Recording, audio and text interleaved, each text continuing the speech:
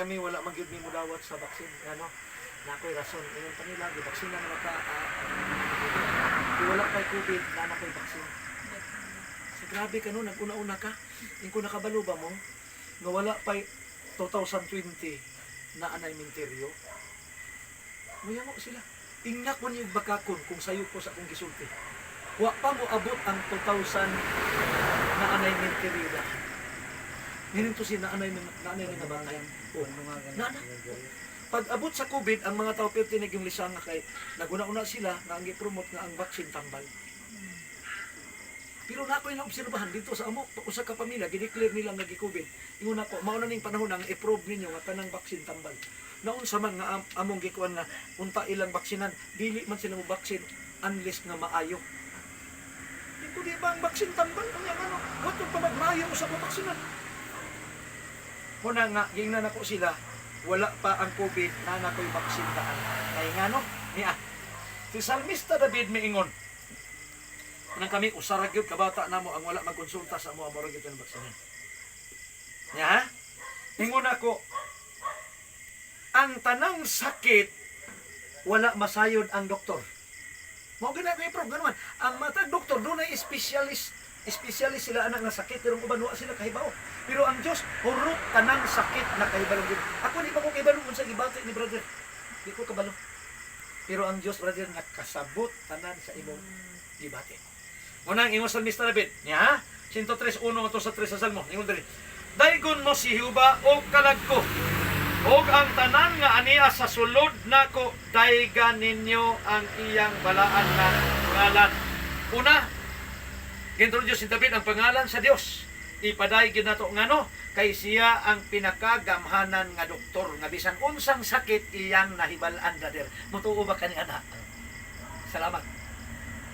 Versikulo 2. Daygon mo si Jehova o kalagko personal. Ikaw na pod mismo daygon nimo ang Dios natagya sa kinabuhi og ayaw niya iyang gisun og ayaw hikalimti ang tanan niyang mga kaayuhan. So brother, pila na ba imong pag-ibon karon?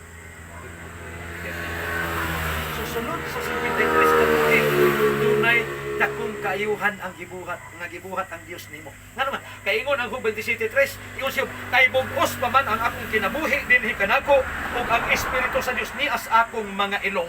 Kini din atong ginhawa mauni dakong kaayuhan nga gihatag sa inyo. Wa gid ta magbayad. Wa gay bill kani abot sa balay. Amen.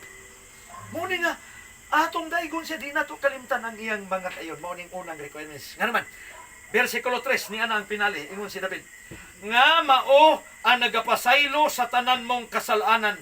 Ang hinungdan nga ang tao magkasakit, ang hinungdan nga ang tao mamatay tungod ni sa atong sala. Naman tayo kining atong lawas ingon ni Apostol Pablo City versikulo 24 sa Roma siya, alaot ako nga tao kinsay mo pagawas ining lawas nga iya sa kamatayon. Kini diing lawas na tong iyas kamatayon. Unang di malikayan nga nagbalatian ta. Pero niya ang dakong assurance 53 anyos taas-taas pa nga panahon brother usa ka moabot sa goal mo na naapay mga tuig atong ihangyo sa Ginoo nga tagaan kaniyang kaayuhan kay duna pay mga katuigan na imong gamiton sa kinabuhi kay dunay mga plano ang Ginoo sa matag usa. 3 ingon ini nga mao ang nagapasaylo sa tanan mong kasalanan nga mao ang magaayo sa tanan mong mga balatian. Ang Dios akong giingon grabe ka espesyalista nga doktor kay tanan nga balatian na hibal-an niya nga naman kay siya brother mo'y tag-iya sa atong kinabuhi. Doktor mo gasto kag dako pero usahay binuangan pa ta ang igsuon ni brother Ruben sa Pico Elder kadto si Junior ni graduate noon tas theology pastor noon ta gioperahan sa doktor kay matud ba kanang appendicitis kuno pagkahuman og opera gipraktisan ra di ay ang gunting nga gamay gigamit dito gisirado na unya gibilin ang gunting dito sa sulod nga gamay. Natingala tong manghod ni Ruben nga nagngulngul man ang iyang opera. Abi niya, natural lang to kay wa pagid na ayo. Di naman natural kay nagkagrabe kalinturahon naman. Gibalik ni doktor pag survey ang gunting nga gamay naa dito sulod gibilin.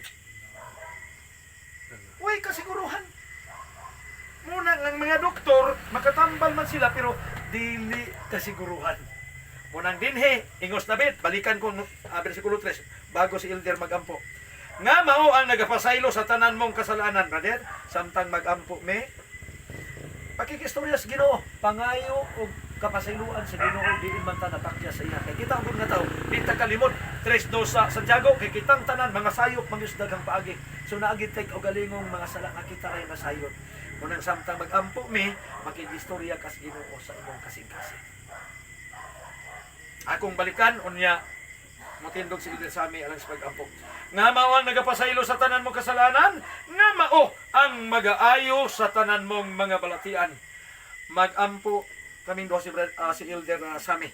When magpabilin na mo sa maglingkod, magigsoon, doko lang inyong mga ulo ko diha. Pag-ampo pod mo sa inyong tagsa-tagsa diha sa mga kasing-kasing.